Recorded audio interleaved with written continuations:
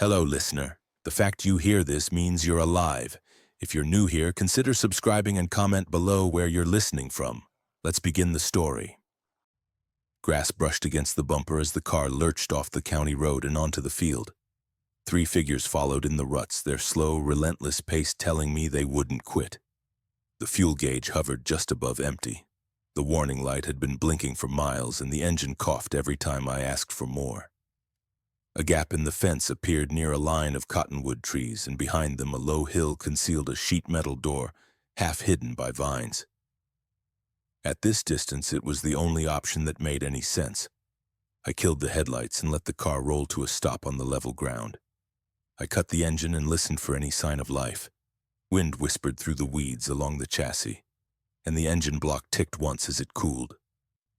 In the rearview mirror, the shapes trudged through the thistles, staying on course. One of them turned its head at an unnatural angle, then corrected, as if the senses inside were slow to wake. "Move it," I muttered, and the urgency in my voice got my hands working.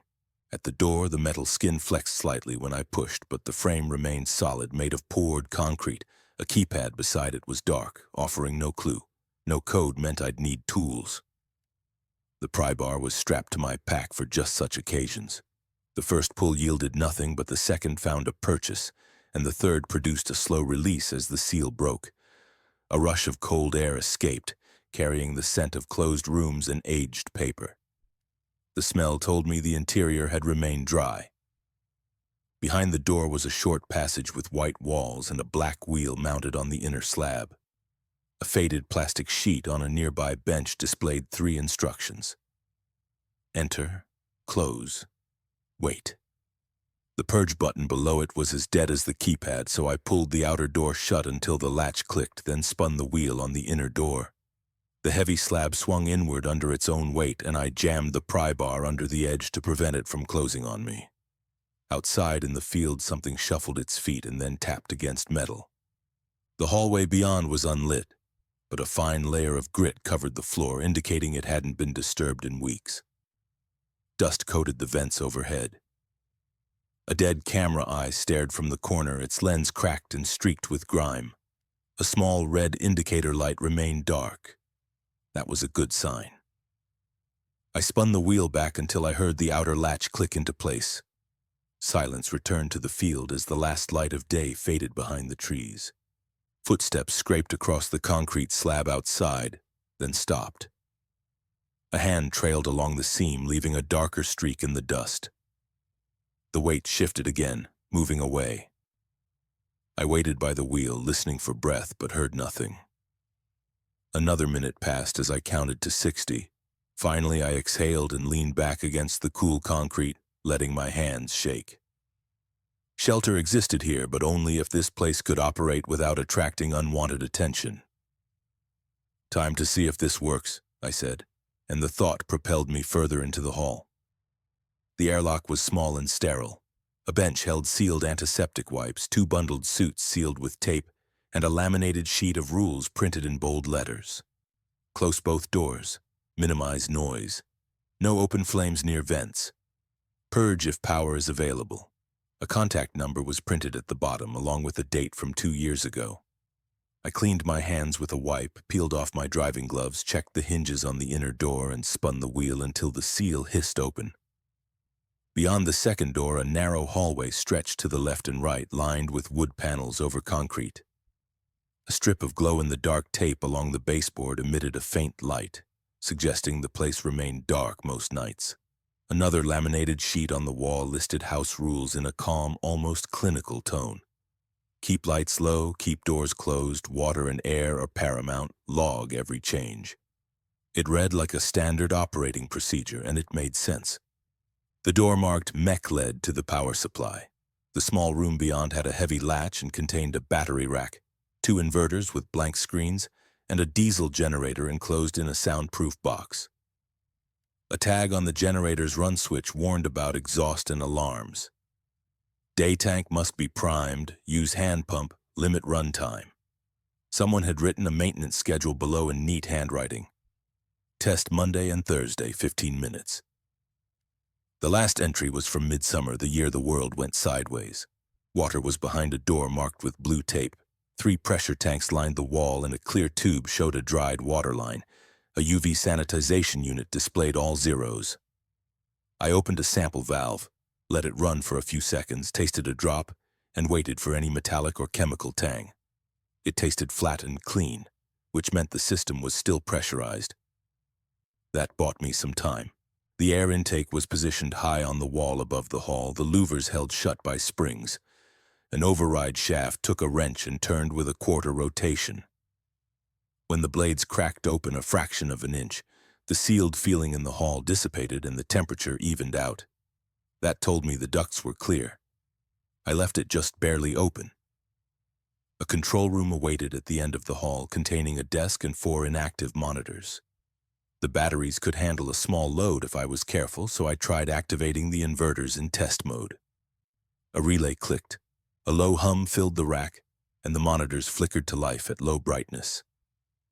The camera grid displayed 4 views of the surrounding area: the path from the road, the main entrance, a non-functional windmill, and the dry creek bed. The feeds remained stable for a full minute. With the external feeds stabilized, I inventoried the pantry to plan meals efficiently. Metal shelves held various dried foods, and the sealed buckets were airtight. A dehumidifier drained into a floor sump. The refrigerator was off but still cold from the ground, and there was butter and aged cheese in sealed bags. That meant I could get calories without using a stove if I needed to remain quiet.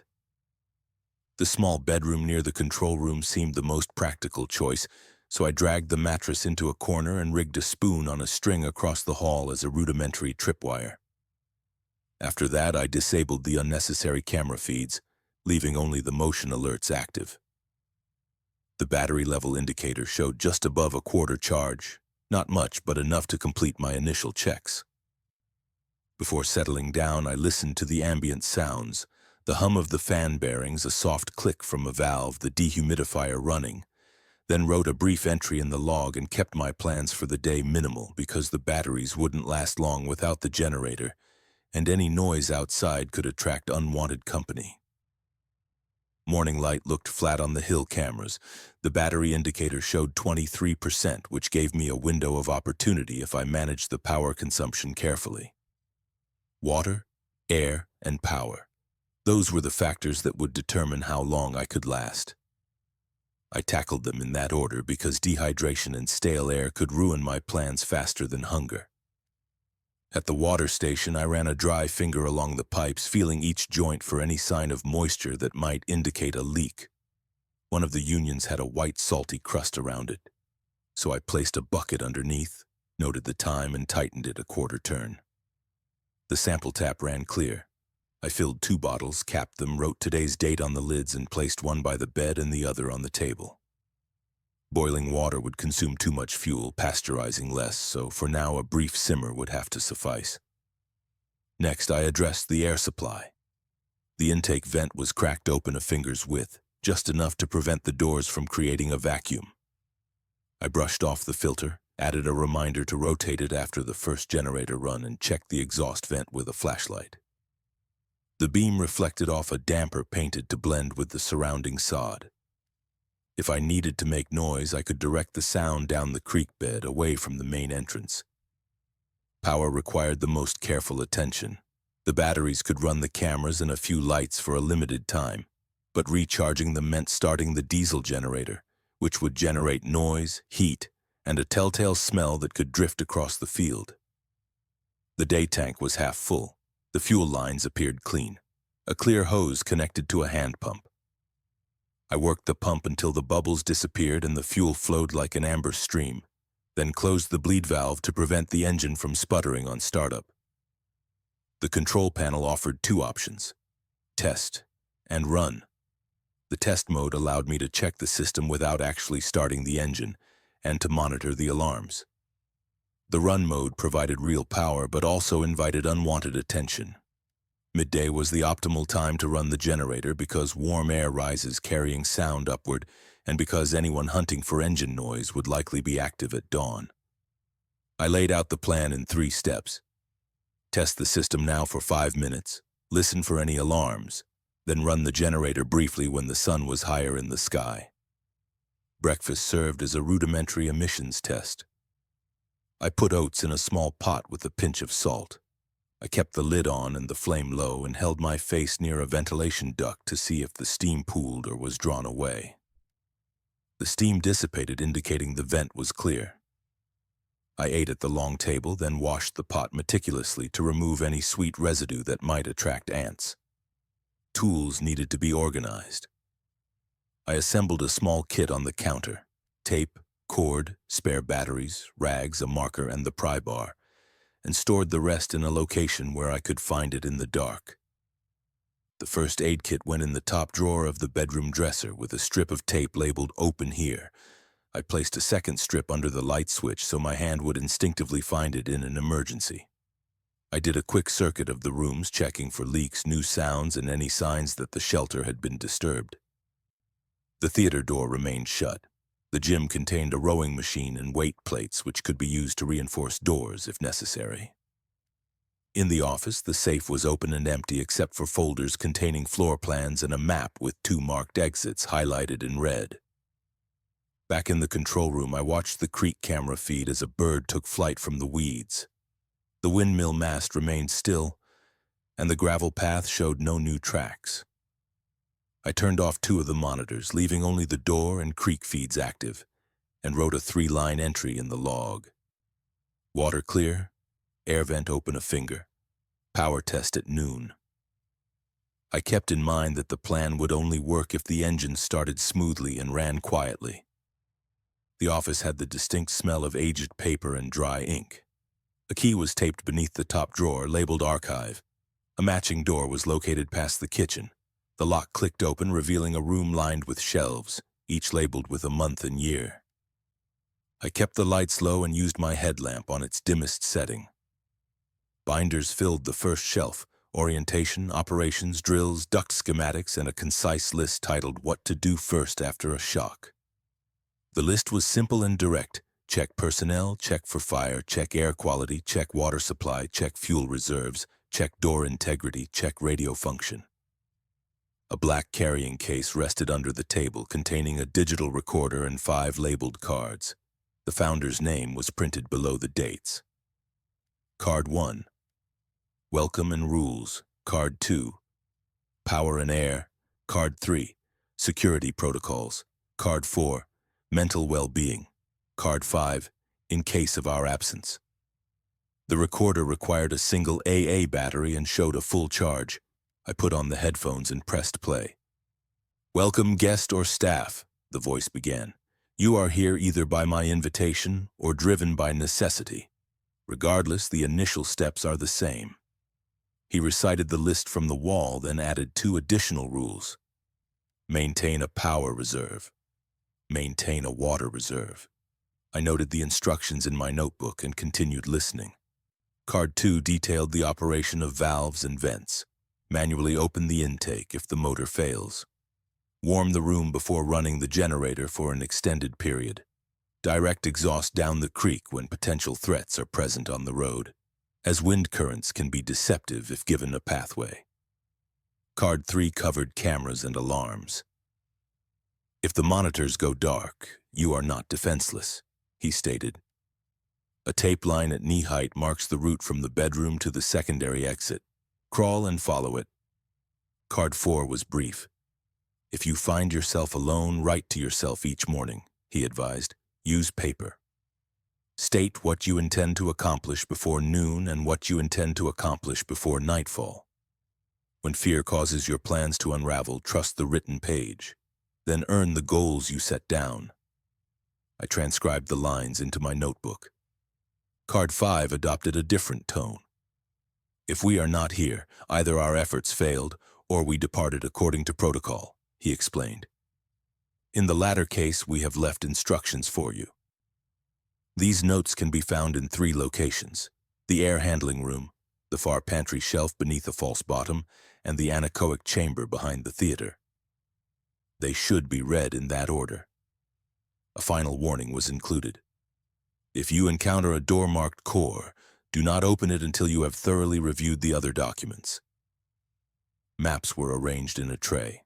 A laminated diagram indicated a secondary exit beneath a section of carpet in the storage corridor, and a pencil line led to a point near the windmill, labeled Drain. I traced the path and compared it to the diagram to ensure it would effectively deflect sound away from the main entrance. A drawer at the back contained sleeves of microfilm. The index listed news clippings concerning disease outbreaks, freight routes, and small corporations that purchased land in the vicinity of the ranch. The trail ended the summer everything fell apart. I took the recorder and card 5, locked the archive, and proceeded toward the theater at the opposite end of the hall. A smaller, unlabeled door was set into the wall. It opened into a square room with gray, sound-dampening wedges lining the walls, and a heavy door with a soft, airtight seal. An envelope was pinned to the far wall. The exterior was labeled Read Third. Inside, a page outlined 3 rules. Activate the fan before speaking. Remain motionless and count to 10. If the room produces a hum, do not use the microphone. Returning to the hall, I closed the door and marked the frame with a pencil line to detect any movement during my sleep. The field outside remained empty. The battery level continued to drop. Instructions waited in 2 rooms and on a shelf, and a door labeled Core waited behind them, a door I wasn't ready to test. Beyond the theater, a side hallway took a single turn and opened into a gallery. Delicate frames stood on pedestals, each supporting rods and weights that responded to subtle air currents. A vent in the ceiling provided just enough airflow to move the lightest element, causing a brass pin to gently tap against glass. The label read, Balance Study 4. Whoever had designed this place clearly appreciated quiet instruments that could provide feedback without relying on electricity. A second piece featured a wire loop suspending a droplet of water between 2 pins. As the vent pushed air through the space, the droplet stretched and reformed, causing the loop to emit a faint bell-like chime. I partially closed the vent to prevent the sound from becoming a constant distraction at night. The rods settled, and the room grew still. A closet off the gallery contained rolled maps. I spread 3 of them across a nearby table, revealing detailed information about property lines, drainage patterns, slope gradients, and tree lines that provided cover. One map traced the course of the creek and used arrows to indicate how sound traveled under different wind conditions. A marked area near the windmill denoted a false well cap concealing a pipe that ran beneath the field and terminated at a bend in the creek. This confirmed the recorder's advice about directing exhaust toward the creek. A short ladder led to a narrow observation slit cut into the hillside. The slit faced the road and was concealed by a grate painted to resemble weeds. A lever controlled a shade, and when opened, the view encompassed the gravel road and the first fence post. From the outside, the grate appeared to be fixed in place, but the hinge operated smoothly. I closed the shade, left the lever in the down position, and taped a note to the floor. Check slit before dark. Across from the gallery, a door labeled Utility Storage opened to reveal bins with simple labels: cord, tape, sealant, filter, wedge. A blue tote contained ponchos, gloves, and 2 empty handheld radios with their charging cradles. The batteries were missing. A red tote contained flares, which I knew I wouldn't be using. A green tote held chalk and marking tags for designating routes. I took 3 pieces of chalk and a small handful of tags. At the end of the hallway, a small room contained a sink and a ventilation fan. A note above the sink read, Wash tools after field use and wipe dry to prevent rust. This suggested that someone here maintained habits that prevented breakdowns. I washed the pry bar, dried it thoroughly, and returned it to the kit. A final door stood further down the hall, a tiny lens positioned above its frame. The lock turned with a loud click that echoed in the empty hallway. Inside, shelves held paper cards with punched holes and a hand-operated reader that slid along rails. It was a manual indexing system, and each card corresponded to a box in the archive. It was designed to outlast any power outage. I slid 1 row and found a tab marked, Core, Do Not Issue. This echoed the warning from the recorder. I closed the door, turned the lock, and made a pencil mark on the frame. Back in the control room, the cameras showed a dog crossing the track and disappearing into the brush. The battery was nearing 1/5 capacity. Maps and tools were staged. The vent noise had been reduced. The observation slit was checked and marked. I knew that noise control was adequate, but power was running low and the engine run still needed to be addressed. Night descended on the hill and the camera feeds shifted to grayscale. I narrowed the grid to the door and the creek, dimming both to conserve power. The control room door remained ajar, just wide enough to allow sound to travel down the hallway. A folded towel was placed at the bedroom threshold to block any light spill if I needed to switch on a lamp for a moment.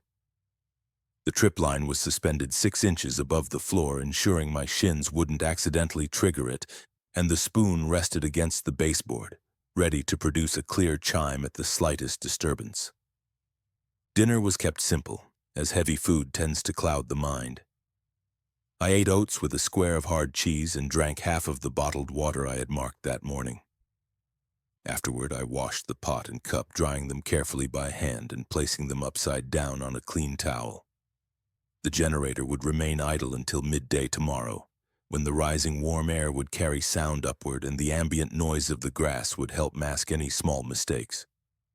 For tonight, the batteries would have to sustain the cameras and a single low-wattage light in the kitchen.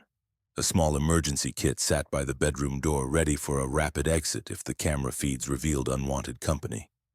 The kit contained a bottle of water, a bandage roll, tape, a small flashlight, the marked map, and a brief note for anyone who might need this place next if I was forced to leave in a hurry. I turned the bed to face the door, cracked the vent open a finger's width to prevent the air from becoming stale, positioned my shoes facing the hallway, and placed the knife beneath my pillow. Before lights out, I patrolled the corridor in socks, the rubber soles minimizing noise. I paused at each door frame and hinge, listening for any sign of rubbing or catching. 2 hinges received a thin application of soap and fell silent. The anechoic chamber door still bore its unbroken pencil mark. The storage hatch seam was covered with a strip of tape, not to secure it, but to indicate if someone had discovered it and then attempted to conceal their presence. The mast camera captured a faint disturbance near the creek, but then lost it in the brush. The path remained clear. Motion alerts can quickly drain a battery on a windy night, so I disabled them, leaving only the continuous feeds active. My watch alarm was set to wake me every 2 hours, ensuring I could patrol the hallway and confirm that my hands still knew the location of essential gear in the dark. I lay down in clean sweats and taped the lamp switch, ensuring my fingers could locate it quickly.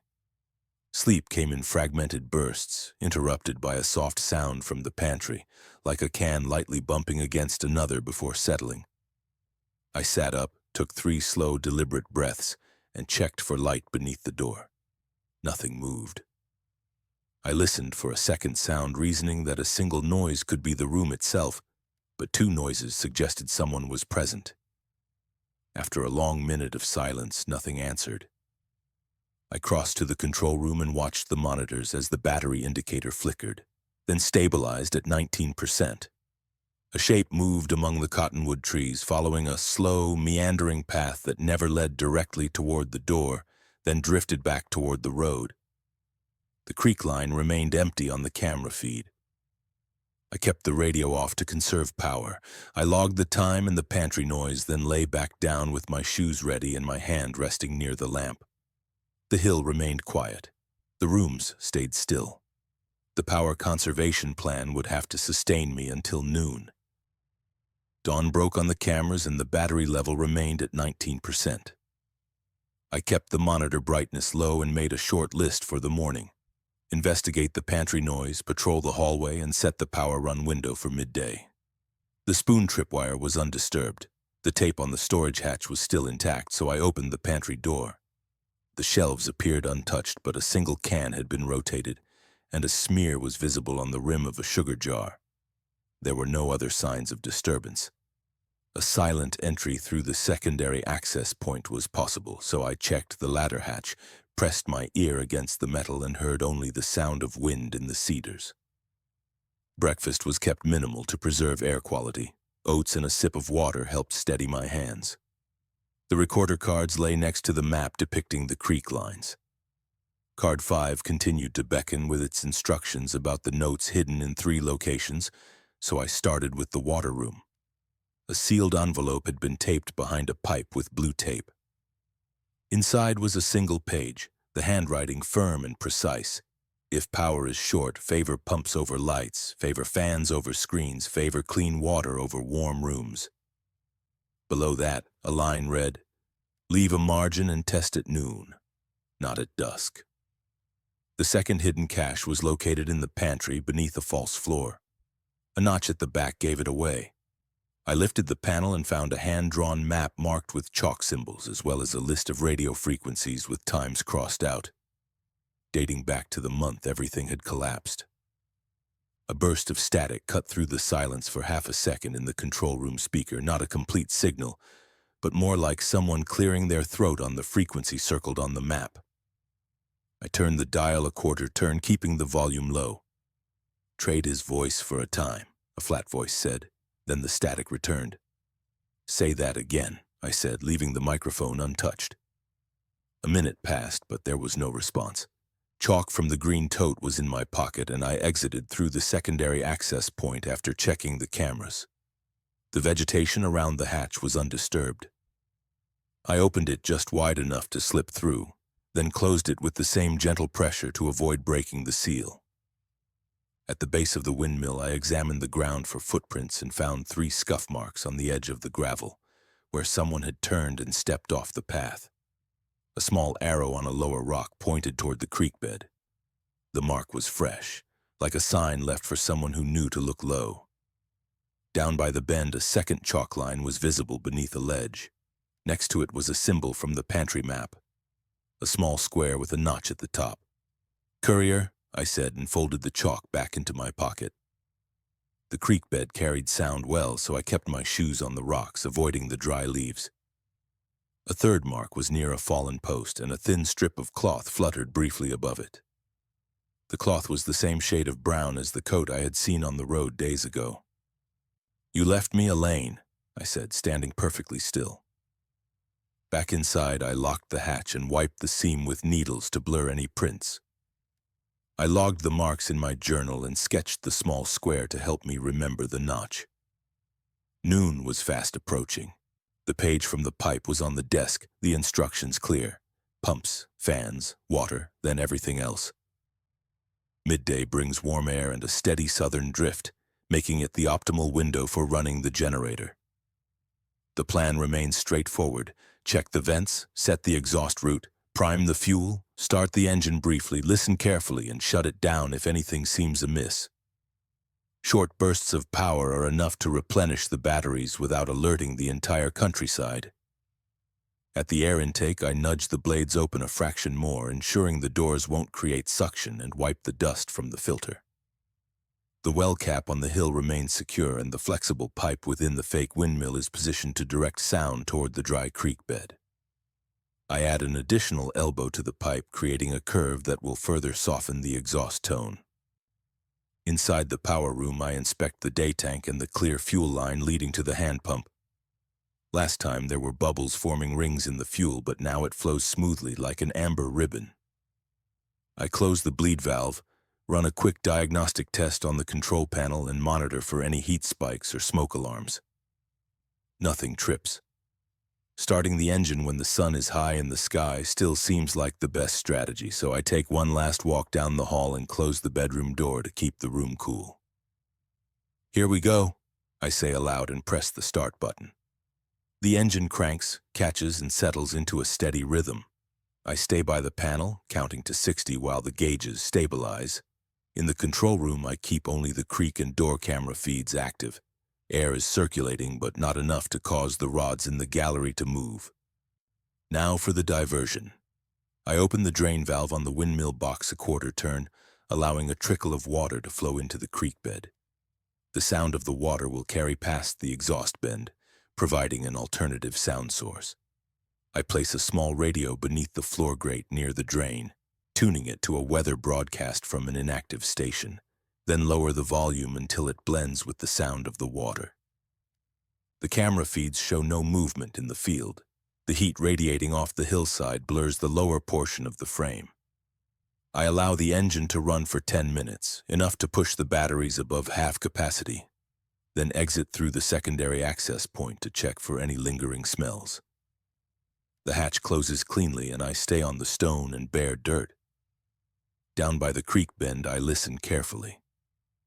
The combination of water and the faint radio broadcast conceals the exhaust. I taste the air and detect only a faint diesel scent, which dissipates quickly in the sun. Back inside, I log the time and battery charge, then patrol the shelter, listening for any unusual noises or hot spots. The sump pump cycles once and stops. In the kitchen, a jar lid makes a ticking sound.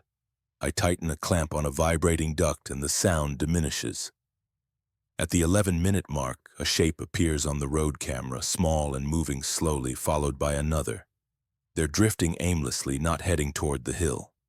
A third figure moves along the fence line, pauses to smell the air, then continues on. The decoy is working.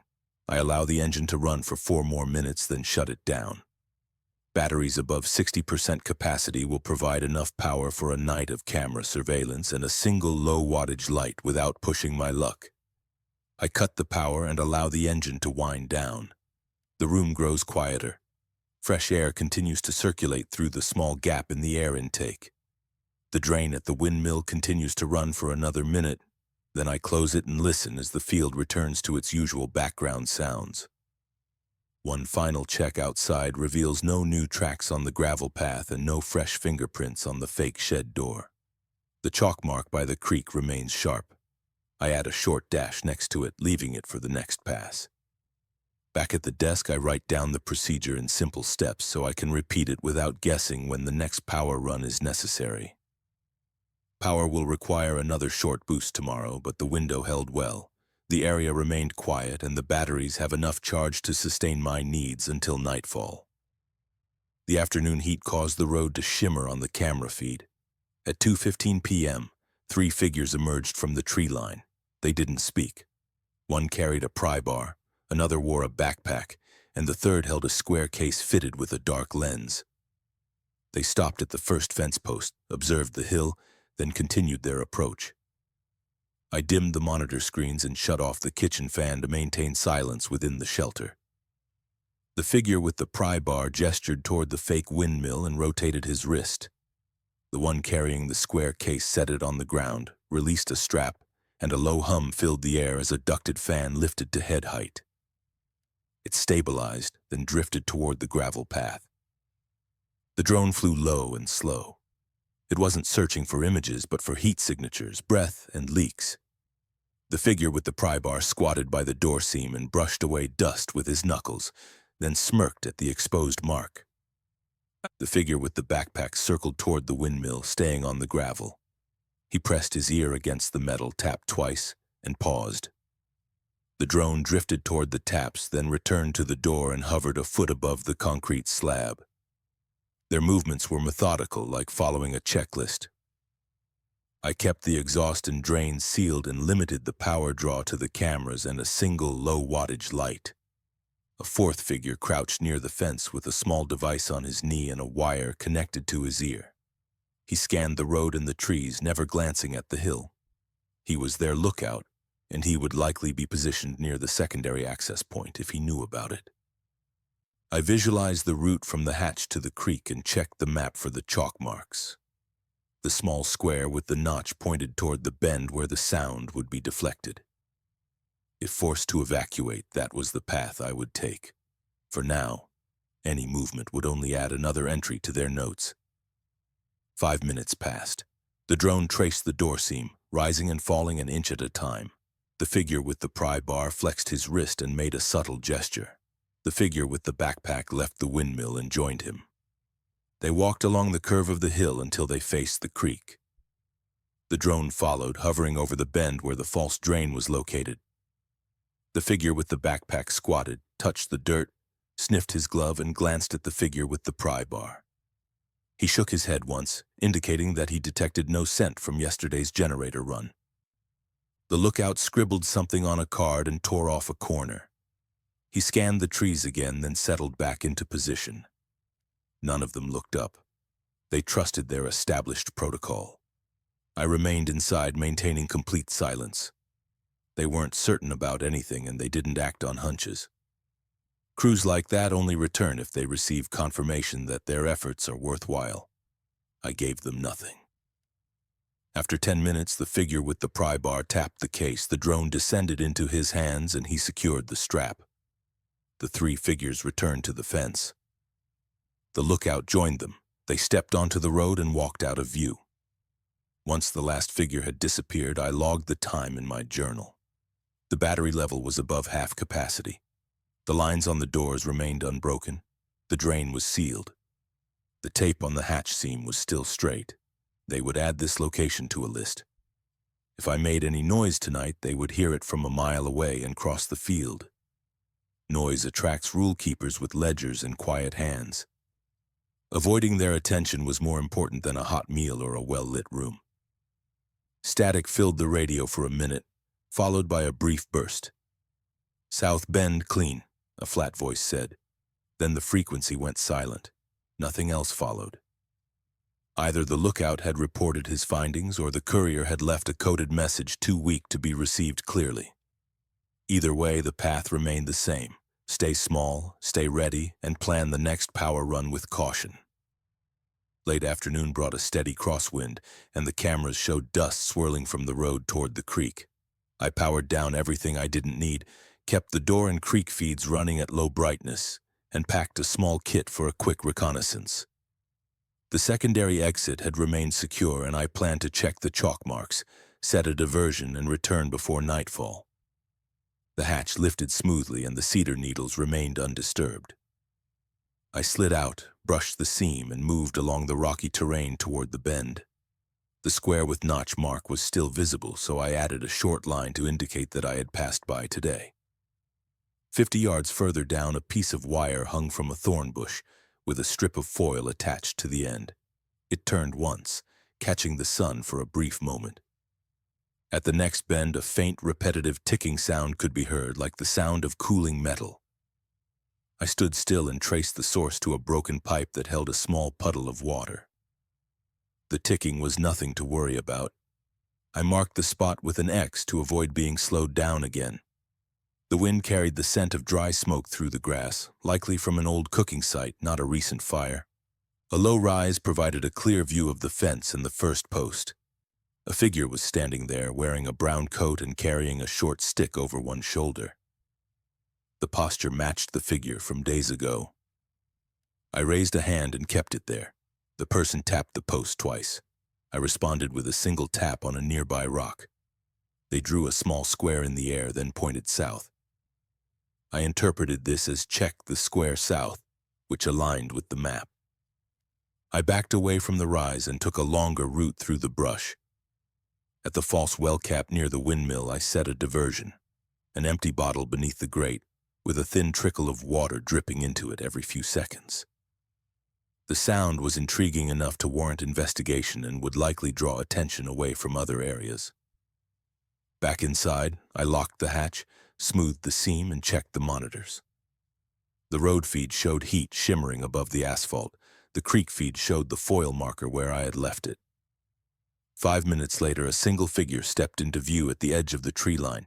He wore a gray cap and carried no visible weapons. He stopped at the first post, looked at the hill, then studied the empty road. "Open band 3, I said, keeping the volume low. "Do you copy?" He remained silent for a moment, then said, "Wind's wrong," and his voice came through clearly. "Are you with the crew on the road?" I asked. He replied, "No crew. Passing through." I asked, "Why stop?" He said, "Your hill looks built to outlast a season." Then added, "I don't want the door. I want time."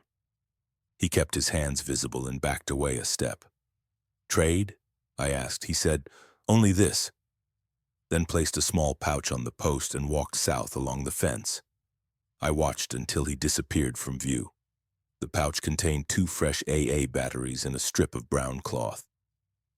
On the cloth, a chalk mark showed a square with a notched dash, a pass-along from the courier. I logged the contact and reset the shelter. The diversion was tapping quietly, the batteries read above half capacity, and the radio band was silent. Whatever was moving south would likely draw attention. It could stay that way if I maintained a consistent pattern. Night would arrive with fewer uncertainties if I adhered to the plan. Low power, tight air, quiet doors, and one final patrol before sleep to ensure the seam on the hatch remained unbroken. I wrote down the times in my log, marked the map in pencil, and set the radio down, ensuring my hands remained free. The pouch from the fence rested beside the map while I reread the notes concerning the door labeled Core, and the warning gave me pause. I followed the prescribed order and opened the third envelope in the anechoic chamber before proceeding further, because sequence was critical when acting alone. The fan circulated the air, the acoustic wedges absorbed any echoes, and the instruction sheet outlined the procedure. Check breath for 10 counts, keep radio communications brief, speak only when necessary. The subsequent paragraph established the rule for that specific door. Do not open until you have a reason that helps someone other than yourself. Simple and unwavering. It added a clear warning. Critical reserves and timers are located behind that door, and modifying them will signal to the building that it now belongs to a new owner. I stood still, contemplating the implications, because shortcuts often seem clever in the darkness but ultimately endanger the next person who arrives. Returning to the hallway, I traced the shelter's layout and found the hidden alcove off the storage corridor where a small steel door waited, the word Core stamped into the metal. The handle was dull. The edges showed no signs of wear, and a capped key slot sat beneath it. I checked for fingerprints but found none around the plate. This suggested that the previous occupants had either left according to plan or hadn't had time to seize control. This kept the system neutral, sparing me from difficult decisions. In the office, I opened the safe and reviewed the folder again, discovering a thin sheet of paper taped to the back that I had missed during my initial search. It indicated a narrow access shaft behind the core room, leading to a pull ring above the archive. In the event of a power failure, the doors could be collapsed to create a smaller, more defensible space. I created 2 lists on a single page to organize my thoughts and avoid making changes that I couldn't manage under pressure tonight. The first list outlined actions if I took control. Raise the low battery alert threshold, dim the security cameras at night, and lock the theater and gym by default. The second list, without any key, included actions such as improving the windmill diversion, moving the spoon alarm closer to the control room, recalibrating the vent openings, staging water supplies near both exits, and marking the escape route with tape arrows. Comparing the 2 lists made the choice simple. I didn't need to assume control to keep the place functional for a short stay and to ensure a safe handover later. Taking control would alter the system, brand me as an owner, and attract the attention of those who sought that status. So I closed the safe and left the core untouched. Back in the control room, I checked the battery level and scheduled the next generator run for the same time tomorrow, because predictable routines are generally safer than improvisation. I tilted the door camera down to capture more of the gravel path, adjusted the motion detection zone to avoid triggering alarms on passing weeds, and reduced the brightness to conserve battery power. A small box was assembled on the table containing a water filter, 2 marked bottles, a roll of tape, the breathing exercise guide, and a sheet titled Shelter Rules. The box would be placed near the secondary exit with a note, "Take what you need and write what you used," along with a taped pencil. Before leaving the desk, I logged my decision: core untouched, reason, short stay, and shared use. Then I walked the hallway to confirm the details. The pencil marks on the door frames were undisturbed. The hatch seam was straight, and the camera angle provided a better view of the gravel path. I placed a bottle of water by each exit, retaped the low-level arrows along the escape route, moved the spoon alarm closer to the control room, read the shelter rules aloud once, folded them, and staged the emergency box. The late-day sun cast long shadows across the hill, and the battery level dipped below half capacity, enough to power the cameras and a single lamp. Dust swirled along the road as 3 figures emerged from the trees, stopping at the first fence post. The lookout faced south. The figure with the backpack placed the square case on the ground. Experience had taught me that plans were most effective when written down, so I followed the established protocol. First, secure any rooms that weren't essential. The theater and gym went dark. The pantry door was shut with a towel placed at the base. The bedroom vent was left open a crack. Second, create a distraction. The drain at the windmill was opened a quarter turn, allowing water to drip into the empty bottle below. Third, adjust the airflow to prevent the doors from creating suction when pressure was applied. The drone rose into the air and hovered a foot above the concrete slab. The figure with the pry bar raised his tool and leaned his shoulder against the outer door. The sound of scraping metal echoed through the shelter. On band 3, a tense voice said, "Omo, hold your angle." Then the signal cut out. The lookout snapped his head around and froze. In the power room, I set the generator to test mode, not run, which would trigger the alarms without starting the engine. Panel lights flashed briefly and a soft click resonated through the ducts. If they were expecting the engine to start, this would throw them off, buying me a few precious moments. Next, the water system. The sump pump could be cycled to mask the sound of forced entry if timed correctly. I activated it once and counted the seconds until the relay clicked. The second activation matched the initial timing. I waited for the pry bar to strike and started the pump a split second beforehand, ensuring that the thunk of the impact was masked by the sound of running water. The drone drifted toward the windmill and hovered above the drain. In the storage corridor, the tape on the hatch was still intact. The bags were ready on the ladder and 2 bottles of water waited at the top. I added a line to the emergency kit's instructions. If you use the ladder, pull the hatch twice and test the seam. "Not yet," the lookout said, and the other 3 froze. Dust swirled to the south and the sound of dripping water filled the air. The figure with the backpack scanned the creek bed but didn't look up. I activated the sump pump again, closed the air intake almost completely, and unlatched the bedroom door. Time to evacuate. Shoes pointed toward the door, flashlight taped to my wrist, knife secured in my waistband, and bag slung over my shoulder. I spun the wheel to open the inner door, stepped into the airlock, set the inner release mechanism, and waited for the next sound. When the pry bar struck again, the sump pump masked the impact. I pulled the ladder hatch open, climbed to the cedar needles, paused for a count of 3, and slipped into the brush. At the creek bend, the diversion continued to drip. The drone lingered, consuming their attention. I moved along the rocky terrain, crossed the barbed wire fence, and followed the fence line to the car. It was parked where I had left it. I loaded the bags and watched as the dust on the road began to settle. Before starting the engine, I wrote a final entry in my log and slid a copy of the shelter rules beneath the passenger seat. Then the key turned, the engine roared to life, and the hill disappeared behind the trees. If they managed to breach the shelter after I was gone, they would find quiet rooms, clean water, and a set of instructions explaining how to use the resources without compromising the location. Safe, at least, for the next night. The road stretched ahead, bending past a weathered billboard and a rusted gate. I kept the car under 30, knowing that excessive speed would attract attention, while a slower pace allowed me to read the terrain. A dry canal crossed the road at a slight angle. A gravel ramp led down to a concrete culvert with a shaded area beneath the bridge. I pulled into the culvert, killed the engine, checked the mirrors, and listened for a moment. The kit was laid out on the hood of the car: map, pencil, tape, 2 marked water bottles, and a blank sheet of paper.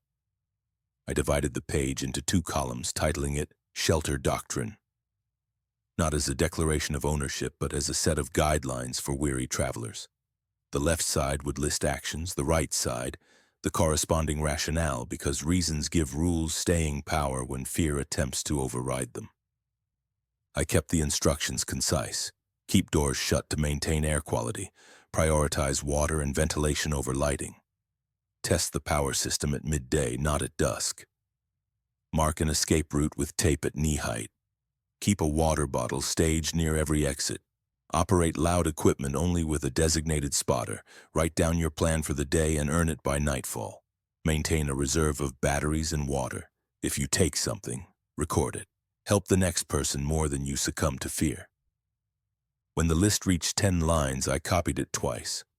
I slid one copy into a clear plastic sleeve, sealing it with a strip of tape. The second copy was placed in the pouch with the spare AA batteries. The sleeved copy would be left under the passenger seat, while the pouch would be hidden where any traveler could find it.